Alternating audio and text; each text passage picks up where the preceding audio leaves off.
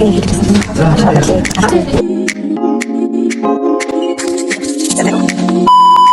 Асуулт бичлэг хийх гэдэг нь хэлцүү байна. Тэгээд амарцаа. Нэг 2 3 цаг амарцаа юу дөрөв маш удаагсан дараа бичлэг чадсан маш баяртай. Тэгсэн асуулт их жоох асуулттай хэлдэг байна. За миний болохоор энэ жил яаж өнгөрч та бүхэн харсан байх зүйлс маань. Тэгээд миний хувьд энэ жил сэтгэл зүйн эрүүл за бүр амар жижиг ашиг ихтэй ихэд сэтгэл зүйн юмдаа хаарсан хэрэгтэй өөрөө ойлгож авсан багч гэсэн зүйлээ бодож та бүхэн хэрэгтэй байж магадгүй гэж бодож байгаа. Тэгээд дээрээс нь надад танд одоо өөрөөр асуудал байгаа учраас авахын аваад хайхын гэдэг миний хувьд ямар нэгэн сэтгэл судлалын оюутан магадгүй судлаач тэр чиглэлийн бол биш. Гэхдээ бид бол энэ чиглэлийнхаа энэ чиглэл хүмүүн болгонд байх хэрэгтэй. Үүн дээрээс миний хувьд ингээд миний андуурч юм гэж боддог гэсэн зүйл маань энэ жоохон ийм юм байна гэж бас ойлгосон зүйлсээ бас хэрэг болох хүмүүстэй бас гэж бодсон юм аа. Миний хувьд бол би өөрөө ямар хүн бэ гэхлээр би бол айгүй олоодоо биш мөнгөсөн болоод ирээдүйн маш их санаа зовх харамсах гэдэг зүйлсүүд айгүй байдаг. Үүн дээрээс нь сэтгэл хөдлөл маш стресстэй гэдэг маш хурдан амархан өртөг тэрнээс ингэж гарах гэж юм болдог за. Тэгээд тэр ингээд өөрөө нутагтаа гарах юм тэгээд нэг юм баг хэцүү байдаг.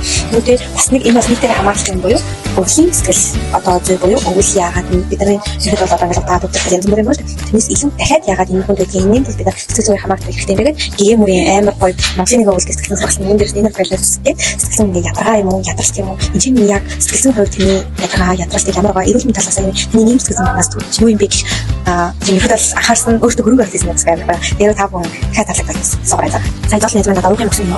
За хамгийн нэгдүгээр болохоор та энэ нь одоо сэтгэл зүйн хувьд тийм нэг төвчсөн та сэтгэл зүйн яг ядаргаа юу эсвэл зүгээр нэг тийм нэг стресс ерөнхийдөө сэтгэл ядаргаа гэдэг чинь бол ихэд бол нэг тийм нөгөө нэг ойр ойрхон давтаад уурлаад юм стресс мэлтэнд ороод байгаа зүйл урт хугацаанд болоод тэр тусан бүр ингээд аав гэж доошоо тэгээ burnout гэж байгаа шүү дээ.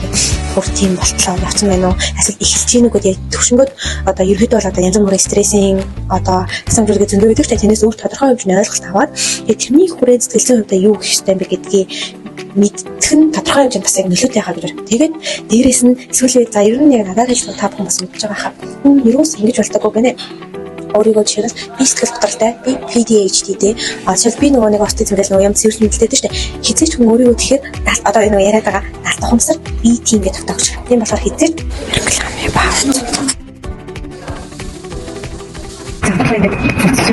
Тэнд яг технологи юм гэдэг юм байна. Тэгэхээр Монголын өвлөн болохоор хэлхнээс болохоор үг хийсэн сэтгэл зүйн ойлгох буюу яг ингээ манай монголчуудын мэдлэгийн сэтгэл зүй ямар вэ? Бид нар чинь нөгөө нэг ертөнцийн овг аймгаар амьдардаг гэдэг утгаараа ямар сэтгэл зүйн онцлогтой бэ гэдэг маш сонирхолтой. Бусад улс орнуудын нэг нь бас ямар нөлөөтэй байдаг юм бэ гэж байсан. Дараагийн хамгийн чухал хэсэг буюу өвлдөө гэлэхгүй өнгөрсний дөрөнгө ирээдүйд төлөвлөсөн эмоц одоо тэр мэдрэмж байгаа эмоцуудаа хэрхэн яг тэр агуулгууд ингээ багтсан байна. Гэтэ яг ингээ бас нэг зүйл нь би энэ сургалтанд ингээд суулаад гэдэг бүр тийм амар ингээд стрессээ хяндаг, сэтгэл хөдлөлөө хяндаг, стрессээ гаргаж тийм юм болсон юм байна. Гэхдээ за ядаж ингээд хэрэгтэй шүү гэдэг тодорхой хэмжээний ойлголт аваад гэхдээ хамгийн гол зүйл бол амьсгалж бай, бясалгалж бай, хэрэгтэй байгаа тэмдэглэл бичих энэ арга техникүүдийг олон хүмүүстээ дадлуулах нь аюул чухал гэдэг зүйлсэн аюул чухал юм шиг санагдсан.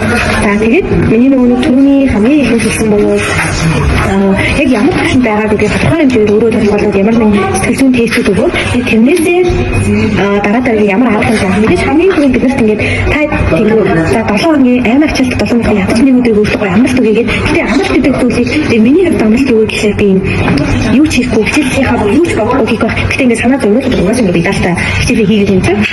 Тэгтээ ингээд өдөржингөө унтах гоё хоол идэх ч юм уу бүр юм идэх тэр нь ингээд амар болж байгаа. Гэтээ амралт гэдэг зүйл хүн яг тэр биш одоо бүр ингээд 7 хоногийн амралт одоо эндээс ингээд бодох юм бол нийгэм сэтгэл зүйн буюу хүмүүстэй заавал харилцаанд орохгүй байх.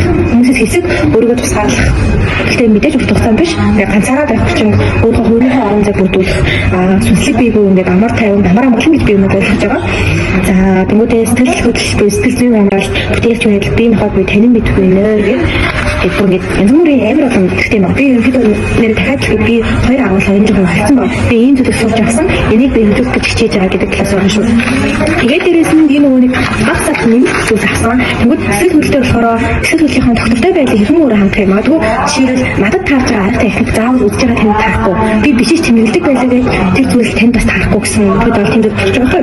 Би махбодын энэ дээр яг нойр чухал, хоол чухал, хөдөлмөр чухал гэдэг чинь өдөржингөө унтах нь бас байна. Энэ дээр би бас сонирхолтой би ингээд нойргүй явсан өдрөө дааж өдөр нь ингээд заавал 10-аас дээш цаг чим унтах гэж үзээд байхгүй. Тэгжиж ингээд гой болсон шиг дааж өдөр нь ингээд заавал 10-аас дээш цаг чим унтах гэж үзээд байхгүй. Тэгжиж ингээд гой болсон шиг. Гэхдээ яг нойргүй биш гэсэн бусад өдрүүдэд хэрвээ 10-аас дээш цаг унтаад байх юм бүр нойрны эмгэг болохоор тиймэртэй. Тэгэхээр яг л нэг нормал буюу 8 цаг.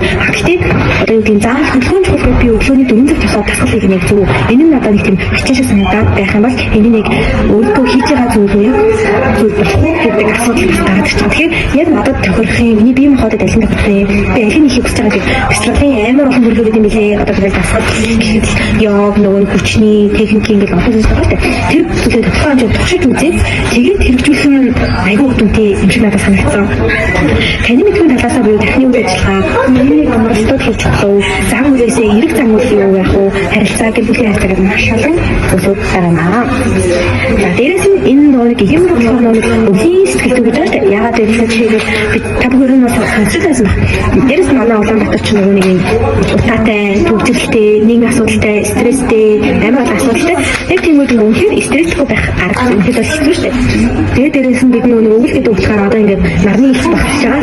Тэгвэл бид угаасаа нөгөө нэг дэгийн дутагдал. Хүн дээрээс нөгөө зүрх хоорондын харилцаа багсаад байдаг нөгөө хүн ингээд нарны хэмжээс байхаар хүн өөр биологи болоод нийгмийн одоо хүчин зүйлс маш нөлөөлж байгаа шүү дээ. Тийм ч нарны нэр хүмүүстэй харилцаа гэх мэт зүйлгээд маш олон хүчин зүйл бас бусад нийгмийн стрессүүд гээд байгаа гэдэг бүр амар олон байна.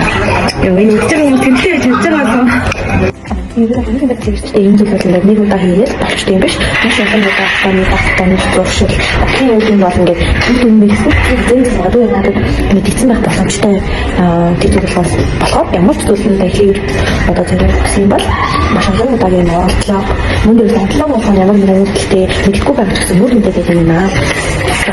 За тэгээд мөн дээрээс нь бас нэг яг нэг тодорхой зүйлс би чихэн өөрийгөө хайсан өөртөө гэдэг нь зүгээр л нэг юм чангатай байх гэсэн юм хийж өгдөө зөвхөн инстаграмд байж хийхээсээ илүү одоо нэг тийм буруу боддог байсан бол чихэн өөрийгөө хайрлах гэдэг бол магадгүй яг моож болтойгсээ зүгээр ингээд зүйл боцсон арай нэг өөрчлөлт өгөх юм бол зөв ямар ч хүлээлт би ингээд боцсон өөртөө би ямар нэг хүлээлттэй байгаад байдаг байсан нь амаг бас стресс оруулдаг байсан байна. Мөн өөрийнхөө удаад төлөвлөсөн зүйл мэдээж яг өөрийнхөө ингээд тасдаг энэ хүлээлт зүйл амар ихтэй би өөрөө мэдчихэж байгаа амар стресс оруулдаг. Тэгэхээр тэрийг ийм атанаад байгаа. Энэ атанаад байгаа. Тэгэхээр яаж гэдэг хараас байх юм бас яг зөв байна. Тэгэхээр өөрийгөө нэг тавих нь би бол гэж бодчихсан. Америкчээс нэг биш. Тэ заавал яг нэг бусдыг бодвол бусдыг байхсан.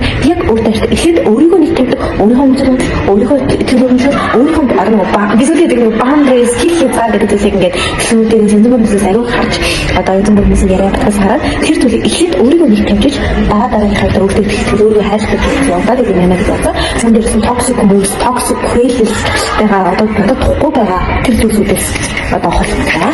За мөн дээрээс нь юм бол тохиролцдоггүй байдаг. Одоо би нэг түрүүн өөрийнхөө алтаа төсөлийг хүлээн зөвшөөрөх гэж хэлсэн шүү дээ. Яг тэндээ ялах юм магадгүй миний хувьд би амар тийм өндөршиг өгөөд юм шүү дээ. Миний өөрийгөө мэдгүй миний алтаа төсөл. Тэгээд би өөрөө яг магадгүй босны хэлж байгаа шүүмж санаас яваад яг таны мэдээ за би үнээр ингэдэм байх шүү. Тэгвэл энийг одоо яаж өөрчлөх магадгүй миний зарим нэг хандлага үйлчлэх бусад найзууд маань гэд би яг магадгүй бас нэг хортой. Би өөрөө амар ингээл токсик хүмүүсээс red flag хүмүүсээс хол байна гэдэг нь магадгүй би өөрөө бас яг тэр хүн байх вэ, байх вэ гэж бас яг одоо тэгээд энэ дээр бол яг өөрийгөө танин мэдэх, өөрийгөө би таних, би юу дуртай юм дуу, би юу дуулаад байгаа, хин нэг намайг хатахаар болоод өдөө хатах гараад юм уу? Би яг тэр нөхөс уурч байгаа нөхөсөд би яагаад гэвэл тэрийг хийх чадхын гэдэг зүйлүүд маань бас ингээд юмтай юм шиг. Гэтэ энэ нэг стори гэдэг нэг удаа биш амар олон удаагийн бодлогод үзэж байгаа. За дээрээс нь өөртөө юм зүйлээр одоо миний итгэл үнэмшил байгаа шүү дээ. Миний итгэл үнэмшил маш олон зүйлүүд хэлсэн гэж болно. Миний гэсэн орчин аав ээж одоо Монгол одоо ингээд байдаг ойлголттой тэгвэл тэрийг магадгүй өөр хүний итгэл үнэмшилтэй надад ингээд зөрчилдөг би яагаад яг нэг талаасаа яагаад би өөр хүний итгэл үнэмшилтэй надад болохгүй гэж гэдэг үг яг тэр зүйлийг бас харах нь намайг одоо хэн бас аюу ингээд зөв одоо стадионыг олон талаас харах тодорхой хэмжээ эмпати байх тэр зүйлийг өөртөө аюу нэг харъя гэж байна. Тэгээд гэмээр энэ хамгийн гоё юм бол арга төлөв буюу арга төлөвлөлт бол хүн болгонд аюу хэрэгтэй. За арга нь хамгаалах би өөрөө дэмж халамжлах буюу бэлэн өөрөө хайрлах хэрэгтэй. Сэтгэл зүйн төлөвшил идэвхтэй гэдэг бол амар асуудал байсан. Тэгээд энэ хүртэл одоо миний яриа жоохон эмгцэгцгөө замбраагаас бол магадгүй бас өөрөө ойлгох зүйлийг хуваалцах гэж байна. Мөн дээрээс энэ ондоос яг өөрөө сэтгэл зүйн байдлын бусад зүйлтэй анхаарах зүйлүүд дээр бас ингэж хуваалцах гэж худаас хичээж хийж байгаа. Юу